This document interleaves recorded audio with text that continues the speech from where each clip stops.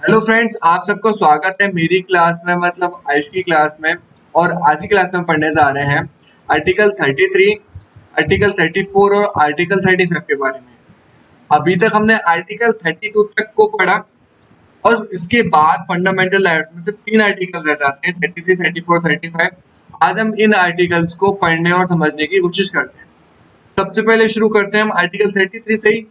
तो आर्टिकल 33 की बात करें या अनुच्छेद 33 की बात करें तो अनुच्छेद 33 जो है सशस्त्र बलों के जो अधिकार हैं या मूल अधिकार हैं उनसे संबंधित है।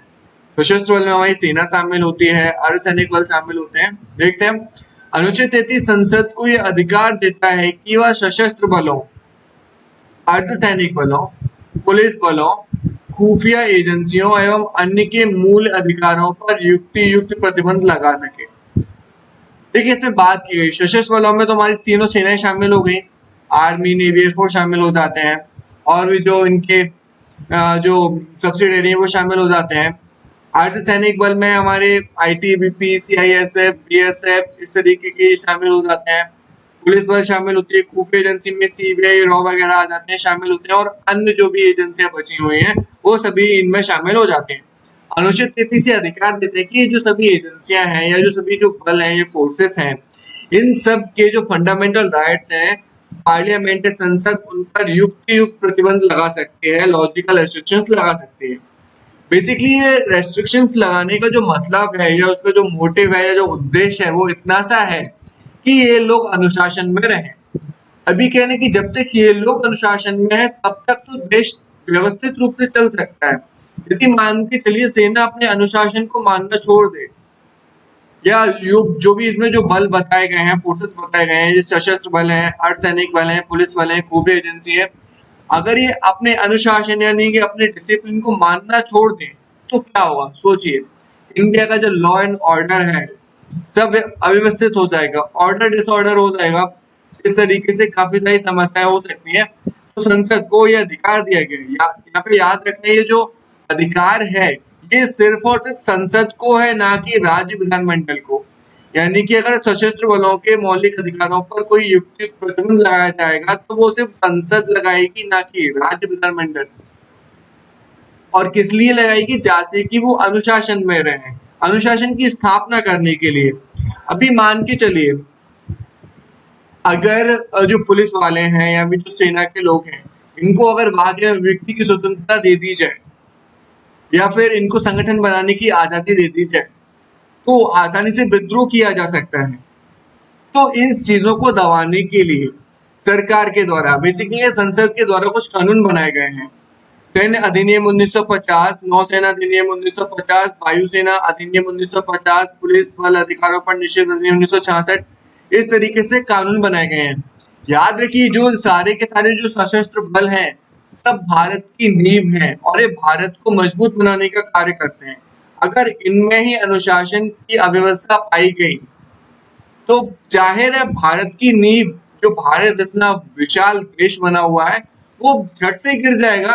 तो संसद को यह अधिकार दिया गया है कि इनके मौलिक अधिकारों पर युक्तियुक्त प्रतिबंध लगाया जाए। जैसे कि हमें पता है कि जो सेना में लोग होते हैं या फिर इन जो सशस्त्र बलों में, इन फोर्सेस में जो लोग शामिल हैं, इन लोगों के मौलिक अधिकार पर प्रतिबंध लगाया गया होता है। यदि इनमें से कोई कहे कि हमें बोलने की आजादी नहीं है, हमें संगठन बनाने की आजादी नहीं है, हमें घूमने फिरने की आजादी नहीं है, हम कोर्ट में जाकर इस पर डिबेट करेंगे, कोर्ट में जाकर इसका केस लड़ेंगे, तो ऐसा हो ही नहीं सकता है। क्योंकि आर्टिकल 33 ये अधिकार देता है संसद को कि सशस्त्र बलों के मौलिक अधिकारों पर युक्तियुक्त प्रतिबंध लगाया जाए। अब जो सशस्त्र बलों में जो शामिल कौन कौन हो रहे हैं, मतलब सशस्त्र बलों के जो सदस्य हैं उनमें शामिल कौन कौन होते हैं? तो सशस्त्र बलों के सदस्य या अभिव्यक्ति का अभिप्राय, जिसमें वो कर्मचारी भी शामिल हैं जो सेना में नाई का काम करते हैं, बढ़ई हैं, मैकेनिक हैं, बावर्ची हैं, चौकीदार हैं या बूट बनाने वाले हैं या फिर दर्जी हैं। यानी कि सेना में, यानी कि इन सशस्त्र बलों में कोई व्यक्ति शामिल है और वो कोई भी कार्य करता है, उसकी जॉब प्रोफाइल कोई भी हो, उन सब के मौलिक अधिकारों पर युक्तियुक्त प्रतिबंध संसद के द्वारा लगाया जा सकता है। आर्टिकल 33 सिर्फ इतना सा कहती है। आर्टिकल 34 की अगर हम बात करते हैं तो आर्टिकल 34 जो है वो मार्शल लॉ की बात करता है कि यदि किन्हीं क्षेत्रों में, भारत के किसी क्षेत्र में अगर मार्शल लॉ लागू है तो उस क्षेत्र में मौलिक अधिकारों को प्रतिबंधित रेस्ट्रिक्टेड किया जा सकता है। और ये भी कौन करेगा? सिर्फ संसद करेगी, क्योंकि यह संसद को इस बात की शक्ति देता है कि किसी भी सरकारी कर्मचारी को या अन्य व्यक्ति को उसके द्वारा किए जाने वाले कार्य की व्यवस्था को बरकरार रखे या पुनर्निर्मित करे। संसद किसी मार्शल लॉ वाले क्षेत्र में जारी दंड या अन्य आदेश को वैधता प्रदान करता है। सीधी सी बात है, कम शब्दों में और छोटे शब्दों में, आसान शब्दों में समझने की कोशिश करेंगे तो मार्शल लॉ का जो सीधा सा मतलब होता है वो सेना के कानून से होता है, सैन्य कानून से होता है। और जिन क्षेत्रों में सेना का कानून लागू हो जाता है उन क्षेत्रों में सामान्य कानून निलंबित हो जाते हैं और सेना के कानूनों के अनुसार वहां का प्रशासन किया जाता है। और जहाँ सेना का कानून प्रवर्तन में हो या मार्शल लॉ लागू हो तो उस क्षेत्र में मौलिक अधिकारों को प्रतिबंधित किया जा सकता है। यदि आप ऐसे में कोर्ट जाकर कहें कि मेरे को मौलिक अधिकार नहीं मिल रहे हैं, मुझे मौलिक अधिकारों से वंचित किया जा रहा है, तो आपकी कोई सुनवाई नहीं होगी, क्योंकि संविधान अनुच्छेद 34 के माध्यम से स्पष्ट करता है कि मार्शल लॉ और मौलिक अधिकार की विसंगति जब होगी या कहें जिन क्षेत्रों में मार्शल लॉ लागू होगा उन क्षेत्रों में मौलिक अधिकारों को प्रतिबंधित किया जा सकता है। और ये शक्ति भी सिर्फ संसद के पास है, ना कि राज्य विधानमंडल के पास। यहाँ पे एक बात स्पष्ट करना जरूरी है कि मार्शल लॉ के सिद्धांत को अंग्रेजी कानून से लिया गया है। हालांकि मार्शल लॉ की संविधान में व्याख्या नहीं की गई है, पर इसका शाब्दिक अर्थ सैन्य शासन से है। तो हमें ये आर्टिकल 34 के बारे में याद रखना है। आर्टिकल 34 इतना सा ही है कि जिन क्षेत्रों में मार्शल लॉ लागू होगा उन क्षेत्रों में मौलिक अधिकारों को प्रतिबंधित या रेस्ट्रिक्टेड किया जा सकता है। नेक्स्ट आते हैं हम लास्ट आर्टिकल पे, दैट इज आर्टिकल 35। तो आर्टिकल 35 क्या कहता है कि संसद को अधिकार देता है। यहाँ पे याद रखना आर्टिकल 33, 34, 35 ये तीनों आर्टिकल संसद के लिए हैं, संसद को अधिकार देते हैं। और आर्टिकल 35 संसद को ये अधिकार देता है कि मौलिक अधिकारों को प्रभावी बनाने के लिए, इफेक्टिव बनाने के लिए कानून बनाने की शक्ति होगी। यानी कि संसद जो है उसके पास इतनी शक्ति है कि मौलिक अधिकारों को प्रभावी बनाने के लिए वो कानून बना सकती है। और ये व्यवस्था या ये शक्ति राज्य विधानमंडलों के पास है, स्टेट लेजिस्लेचर्स के पास नहीं है। अनुच्छेद 35 कहता है या निम्नलिखित व्यवस्था करता है कि संसद के पास है, ये हमने पहले ही समझ चुके हैं कि ये शक्ति संसद के पास है, विधानमंडल के पास नहीं, मतलब राज्य विधानमंडल के पास नहीं है। अनुच्छेद 35 कहता है कि किसी राज्य, केंद्र शासित स्थानीय अन्य प्राधिकरण में किसी रोजगार नियुक्ति हेतु निवास की व्यवस्था।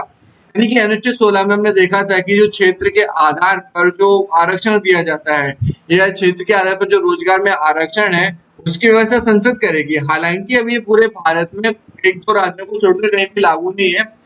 यदि ऐसी व्यवस्था की भी जाती है तो संसद के द्वारा की जाएगी, ना कि राज्य विधानमंडल के द्वारा। अगली बात अनुच्छेद 32 जो हमने लास्ट स्लाइड्स में पढ़ा हुआ था कि अनुच्छेद 32 जो संवैधानिक उपचारों का अधिकार है, जिसमें हमें लगता है कि यदि हमारे मौलिक अधिकारों का हनन हुआ है तो सीधे हम सुप्रीम कोर्ट जा सकते हैं आर्टिकल 32 के तहत। संसद चाहे तो इसमें ये परिवर्तन कर सकती है कि इस तरीके के अधिकार अन्य कोर्टों को भी दे सकती है। जैसे हाई कोर्ट के पास तो अनुच्छेद 220 के तहत है ही है, इसके अलावा जो अन्य कोर्ट हैं उनको भी इस तरीके की शक्ति प्रदान की जा सकती है। इसमें लिखना है मूल अधिकारों के लिए निर्देश आदेश जारी करने के लिए उच्चतम न्यायालय व उच्च न्यायालयों को छोड़कर अन्य न्यायालयों को सशक्त बनाना, ये बताया गया है। अगला है सशस्त्र बलों, पुलिस बलों आदियों के सदस्यों के मूल अधिकार प्रतिबंध, हमने अभी अभी पढ़ा हुआ है आर्टिकल 34 जिसमें मार्शल लॉ को पढ़ा हुआ है। तो ये सारी की सारी चीजें हैं, इनको लेकर अगर कोई कानून बनाए जाएंगे तो संसद बनाएगी, ना कि राज्य विधानमंडल।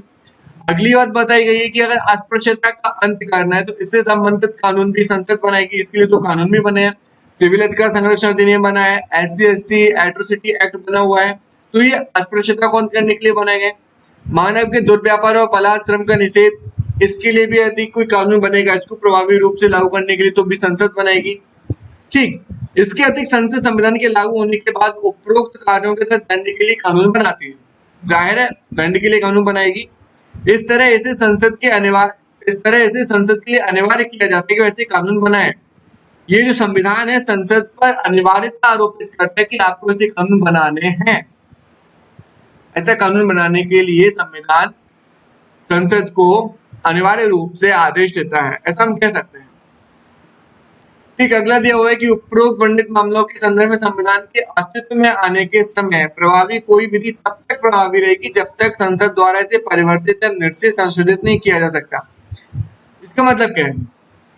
अभी तक जो हमने मामले पढ़े, ये जो प्रोविजंस थे, इन मामलों के संदर्भ में संविधान के अस्तित्व में आने से पहले, यानी कि संविधान लागू नहीं हुआ है, उसके लागू होने तक, यानी कि संविधान जब तक अस्तित्व में आ रहा है, उसके अस्तित्व में आने के समय प्रभावी कोई भी विधि, यानी कि मान के चलो 26 जनवरी 1950 को संविधान पूर्ण रूप से अस्तित्व में आया, उस समय तक कोई भी विधि प्रभावी तब तक रहेगी जब तक संसद के द्वारा इसे परिवर्तित, निरसित या संशोधित नहीं किया जाता। ये इसमें बताया गया। एक बात और में इम्पोर्टेंट याद रखनी कि ये बेसिकली सारे के सारे जो अधिकार हैं वो अनुच्छेद 35 संसद को देता है, लेकिन कुछ अधिकार हैं जो राज्य विधानमंडल के पास भी हो सकते हैं, यानी कि राज्य सूची में, जैसे कि जो राज्य में आरक्षण दिया जाता है महिलाओं को, बच्चों को, या जो SC/ST या OBC को जो आरक्षण कह रहा है, वो बेसिकली राज्य पर, यानी राज्य विधानमंडल पर निर्भर करती है कि अपने राज्य में कितना देना चाहते हैं। तो बेसिकली इस तरीके से हम कह सकते हैं कि जो राज्य सूची के विषय हैं, यदि उनको छोड़ दिया जाए तो बाकी सभी विषयों पर जो अधिकार होंगे वो संसद के पास है। ये था आर्टिकल 35। तो हमारे तीनों आर्टिकल कंप्लीट होते हैं। इसके अलावा एक बात थी, यह जो एक टर्म था जो हम पिछली स्लाइड्स में डिस्कस करना भूल गए थे। जैसे कि हमने एक टर्म डिस्कस किया था कि जो मौलिक अधिकार हैं, जो फंडामेंटल राइट्स हैं, सारे एक दूसरे को कहीं ना कहीं क्लेश करते हैं। कैसे करते हैं? जैसे कि हमने देखा था, अगर हम आर्टिकल 21 की बात करते हैं और आर्टिकल 19 की बात करते हैं, ये दोनों आपस में क्लैश होते हैं। एक जब देखेंगे तो आर्टिकल 21 और आर्टिकल 25, या आर्टिकल 21 और 25 एक दूसरे को क्लेश करते हैं, एक दूसरे से टकराते हैं। कैसे? जैसे कि आर्टिकल 19 कहते हैं कि वाक एवं व्यक्ति की स्वतंत्रता है, आपको बोलने की स्वतंत्रता है, आपको बोलने की स्वतंत्रता है। और आर्टिकल 21 में आपको गरिमा का अधिकार दिया गया है, यानी कि आप बोल सकते हैं लेकिन तब तक नहीं बोल सकते, मतलब तब तक बोल सकते जब तक सामने वाली गरिमा का हनन ना हो। जैसे कि मान के चलो आपने किसी को गाली दी, तो आपने अपने आर्टिकल 19 का फायदा उठाया, आपने अपने बाकी व्यक्ति की स्वतंत्रता तो ली, लेकिन सामने वाले का आर्टिकल 21 आपने वॉलेट कर दिया, तो बोला कि भाई मेरे गरिमा का हनन हुआ है, तुमने मेरी गरिमा का पालन नहीं किया, गरिमा की रक्षा नहीं की है, गरिमा की गरिमा बनाए नहीं रखी, इस तरीके से उसने कहा, तो आप पर केस हो सकता है, आप आपको दंडित किया जा सकता है। तो इस तरीके से हम देखा आर्टिकल 21 और आर्टिकल 19 एक दूसरे को क्लेश कर रहे हैं, बिल्कुल क्लेश कर रहे हैं। यानी कि आप तब तक बोल सकते हैं जब तक सामने वाली गरिमा का हनन नहीं होता, और आपने सामने वाली गरिमा का हनन किया तो वो आप पर आर्टिकल 21 के तहत आपको अच्छे से हनन करेगा, आपका हरण करेगा। अगला देखते हैं आर्टिकल 21 और 25। आर्टिकल 25 बेसिकली आर्टिकल 21 आपको देता है स्वच्छ वातावरण में, शोर मुक्त वातावरण में रहने का अधिकार, आर्टिकल 21 देता है। लेकिन आर्टिकल 25 में जो धार्मिक स्वतंत्रता का अधिकार दिया गया है, जैसे कि हम दिवाली को पटाखे फोड़ते हैं, क्रिसमस को पटाखे फोड़ते हैं, न्यू ईयर को पटाखे फोड़ते हैं, तो ये सारे के जो हमने तीनों फेस्टिवल्स को हमने पटाखे फोड़े, तो इन तीनों फेस्टिवल से एक तो पॉल्यूशन होता है, अगर हम ज्यादा नहीं होता, अगर हम एक्सेसिव नंबर में ज्यादा से ज्यादा पटाखे फोड़ेंगे तो पॉल्यूशन होता है।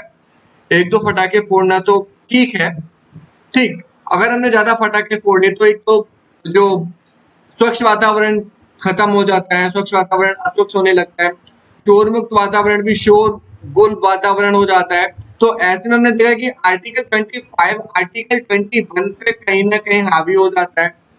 जब कहीं कोर्ट को लगने लगता है कि आर्टिकल 25 आर्टिकल 21 पे हावी हो रहा है, तो कोर्ट इसके लिए न्यायिक सक्रियता का इस्तेमाल करते हुए, जुडिशियल एक्टिविज्म का प्रयोग करते हुए कुछ आदेश देता है। जैसे कि हमने एक बार देखा था कि दिल्ली में सुप्रीम कोर्ट या वहाँ के जो हाई कोर्ट ने ये आदेश दिया कि जो पटाखे होंगे वो दिल्ली की सीमा में नहीं बिकेंगे, या जो पटाखे होंगे वो रात 10 बजे के बाद नहीं फोड़े जाएंगे।